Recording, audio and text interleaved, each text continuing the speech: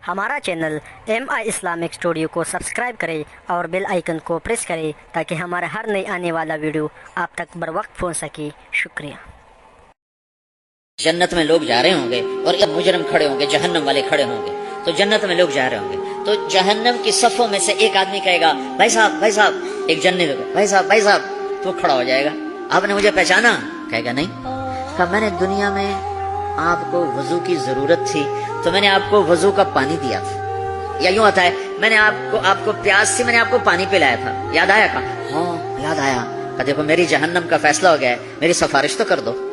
तो वो कहेगा या अल्लाह, ये तेरे इस बंदे ने मेरे ऊपर एक एहसान किया है, मुझे याद दिलाया है, मेरा जी नहीं चाह रहा कि मैं इसके बगैर जन्नत में जाऊं, अल्लाह इसे भी मेरे साथ कर दे। तो अल्लाह फरमाएगा चल तू ले जा, तेरे पीछे इसको भी कर देता हूं, ठीक है।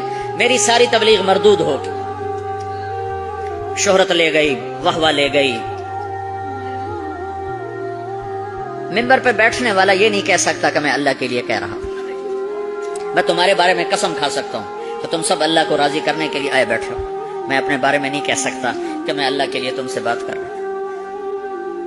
मैं मौत पे मुझे पता चलेगा कि ये मरदूद था, ये मकबूल है, ये शोहरत का अफसाना था, ये दीन की मेहनत थी, ये मौत पे पता चलेगा।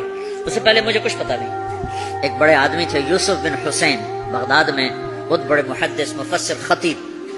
जब उनका इंतकाल होने लगा, बड़ी शोहरत पाई, तो उन्होंने कहा या अल्लाह, एक मेरे पास ख़यानत है, एक मेरे पास दयानत है, तेरे साथ मैंने हमेशा ख़यानत की, तेरे बंदों के साथ हमेशा अमानत से काम लिया, तेरी बात को सही पहुंचाया, गलत नहीं पहुंचाया या अल्लाह, लेकिन तेरे साथ मेरा मामला गलत रहा, मैं तेरे से बददयानती करता रहा